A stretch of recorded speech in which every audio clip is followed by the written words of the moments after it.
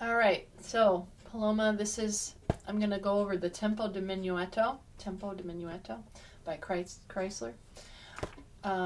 Get your music and a pencil. There are a few things that I don't want to rescan it and resend it. There's some notes that you can add if you just pay attention, and then that'll solve these few changes and few additions that I made from the one I sent to you. Okay, so the opening theme, you hear it gets repeated throughout.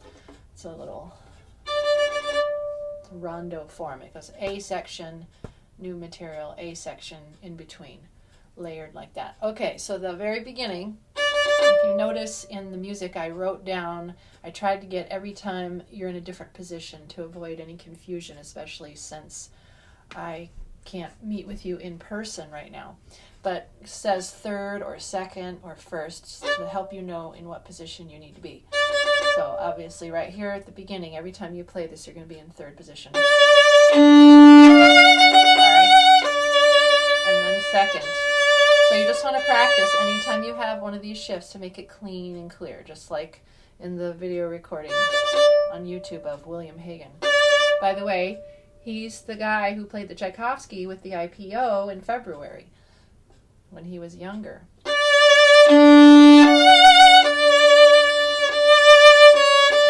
this trill, this is someplace you can write in above. You're going to do the trill from above. So some of these you're going to do from below. I'll go over them.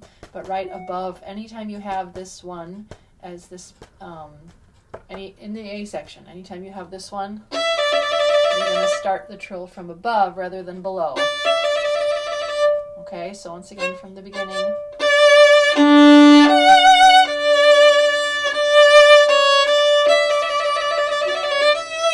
You don't need to make it as obvious as I did. You don't have to go.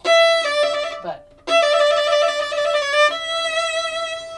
think my bowing is backward.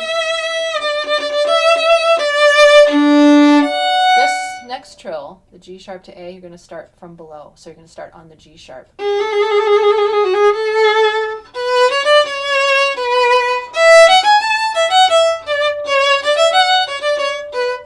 So you come down there. See that diminuendo, that taper?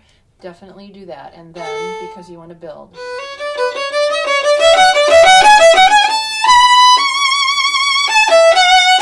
You're going to do this from above. And you're going to lift your bow ever so lightly there before you come back in with the theme again. So it's A section, A section. So we do down bow.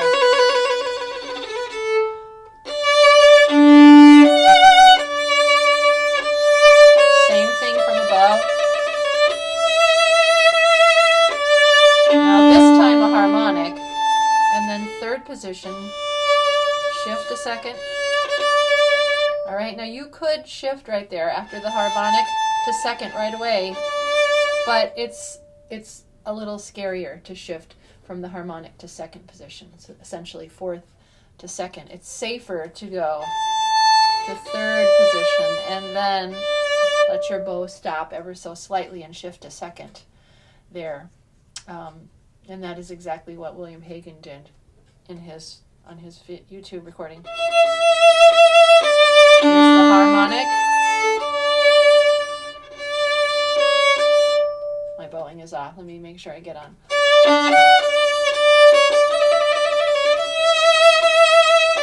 Here's the harmonic.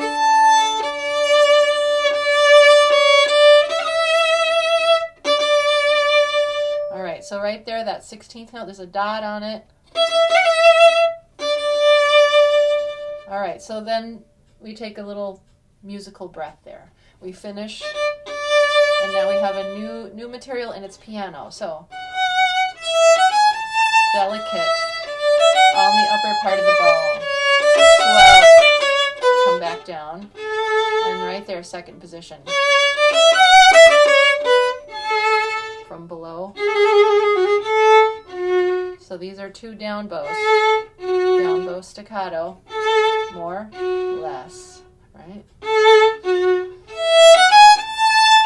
Crescendo.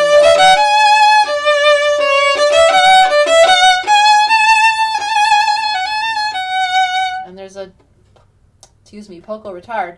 It says retard under beat 2, on the last half of beat 2. But if you notice what William Hagen did, his interpretation was he started to slow down in measure 28. And I like that. That was kind of nice. Here's measure 28.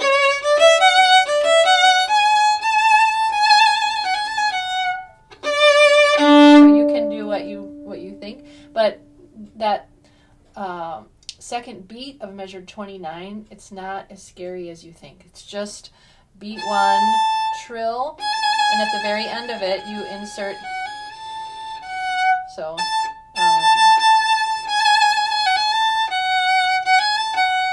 So again, it's 1,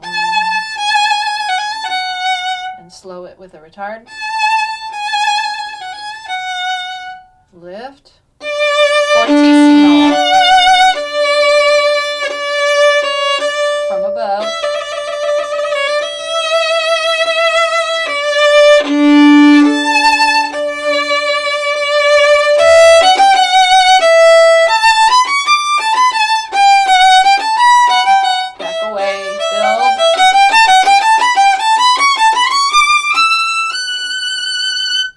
So right there, that you're going to go into 5th position, and if you notice, he goes to 6th position. If you look at when he gets to that D, so he does 1, 2, so that you get a nice. It's easier to vibrate with the 3rd finger on the high F sharp rather than the 4th finger. If you want to do that, you can. It might be safer just to do 5th position, but.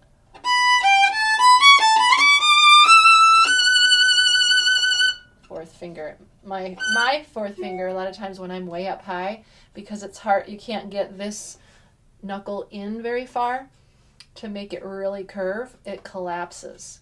So that's another reason why I like to use my 3rd finger on a long sustained note like that if I can, rather than the 4th finger. So you play around with that and see what you think works best for you. But regardless, whichever way you do it, it requires some drilling, slow practice. Make sure that shift, that's not a hard one. Remember, you're coming around, and if you notice on his video, when he does that, he really brings this up. When he goes up into that spot both times.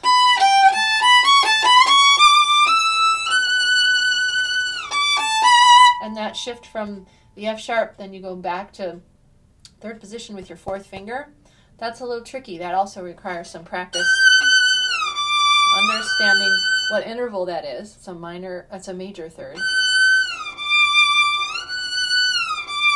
Or if you're doing 3rd finger, it's a little bit tricky.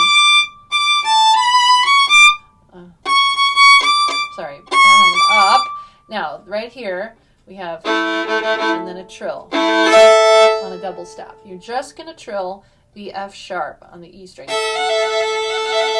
You're not going to trill both strings. So just on the E string. All right, now here is another place where I want you to make a change. I looked at what he did with his bowing. He changed the bowing here, and I thought, well, that's a little bit tricky. I think that might make it more difficult for Paloma than needs to be. But after I played it some more with the bowing that's written here, I realized one of the reasons why he changed the bowing is because when you do a slur from here to here, a lot of times that open E squeaks. So it happens there in measure 42, and also at the very end in whatever measure that's 95. Same thing when I'm playing it fast and I'm really, putting a lot of energy into it. My E string kept whistling. That whistling sound that can happen a lot of time for violinists. So if you do separate bows, it works a lot better. So here's what he did. And instead of holding that for 2 beats, he changed pretty much on the and of 1. So he does 1 and 2 and like this. 1 and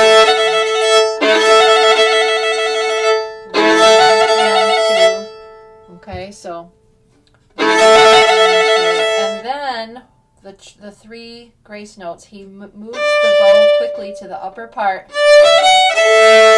so that, because if you stay down here, then you're stuck for that. So,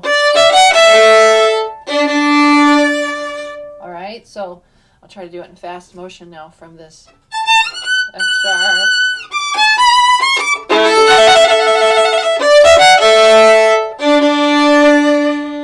Okay, and then at the very end, the same exact thing. Then the next part here. Whoops. It says piano and it says semplice. I think it means simplistic. So we're going to just be very gentle and light here off the string. All right, so this is not a traveling staccato or spiccato. It's a stationary one. So we use our fingers, our finger motion to help us stay kind of in the same place, pretty much just stay stationary staccato. So, it's not really, it's a kind of a brush stroke. It's not staccato because it's off the string, but it's not spiccato because it's not truly a spiccato. So, it's a brush stroke. So, but it's kind of higher than we often would play brush stroke. Okay, so. And then second position, do this trill from below. Then you go to third position, make sure you're getting that shift. And then this is just a really quick flourish. The A that's on beat 3, the big 16th note A, the dark one, that A needs to happen on beat 3. So we have 1, 2, 3.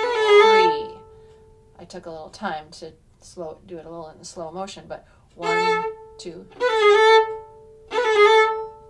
So but it happens before beat 3. All right, so 1, 2.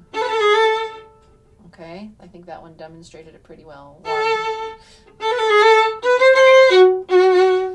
All right, and right there, C, F sharp. You're doing the F sharp with your first finger. It's just an extension. So you don't need to shift to second position there. You just reach your first finger back. 3, 1, 2, and then you see that traveling or stationary, a little bit of traveling. And then second finger. And that trill will be from above. So mark that in your part from above. Very light, don't give it any length. And I slid too much when I demonstrated it a second ago. We don't want that. Just quickly. Whoops. And then repeat. Notice where it says tip. These indications here are pretty important. I'm not sure why that one says tip. That one, okay, so that's measure 51. I don't think you need to worry about that one. It's once you go to the next part.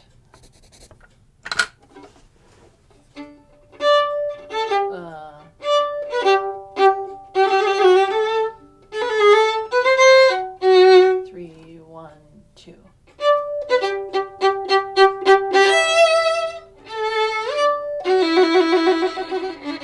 And now, tip.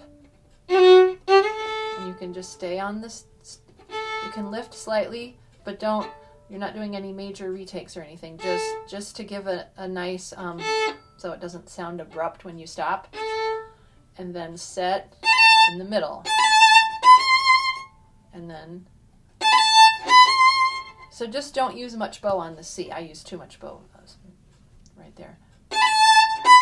And then you're right there, middle.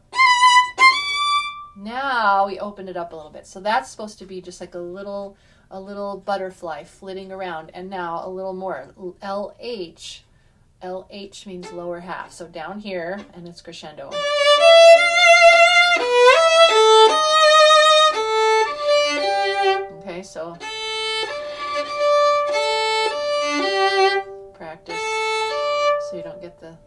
stretched a little too far. My harmonic was too high.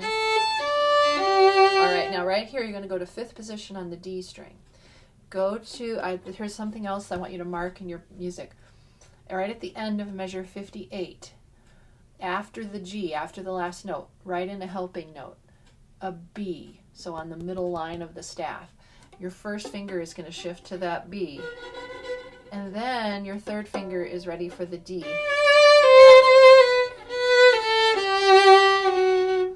So I'll show you exactly how I wrote it in, just like I've written in other helping notes for you in the past. Where's the camera? Helping note to help you get to 5th position in tune there. All right, so my first finger is there because I shifted. So major 3rd.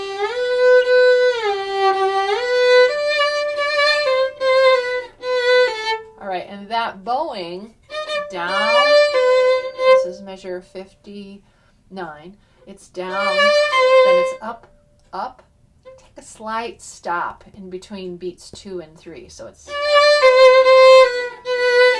like that, but you just keep the bow going in the same direction. It's not a slur.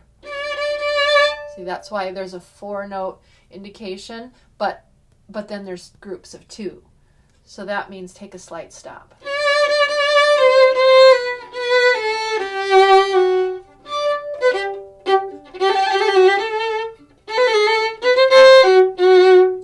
1, 2.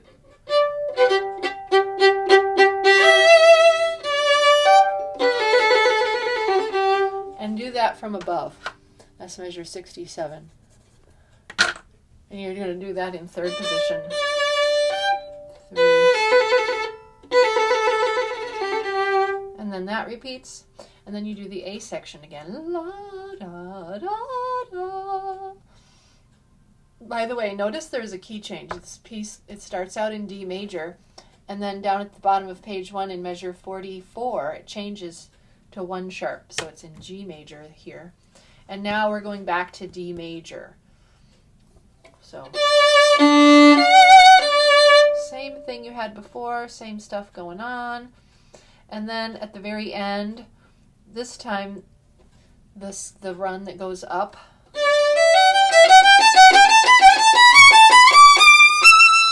See, 4th finger. Better to do that one.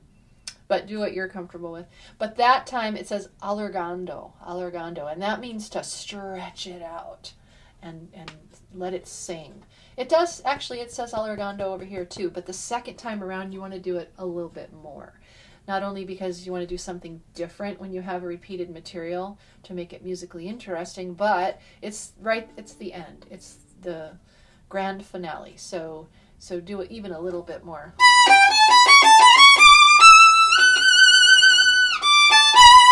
And then,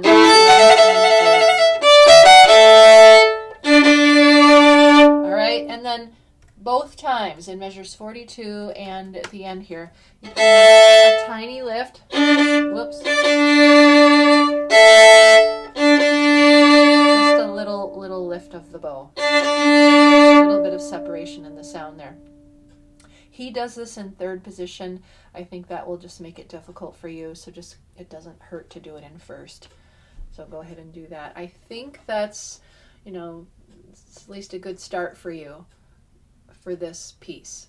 So please watch this and then practice slowly and carefully. Don't try to do it all in one practice session, okay? Take the places with the shifts, start to get a rough understanding of the piece. All right. Very good.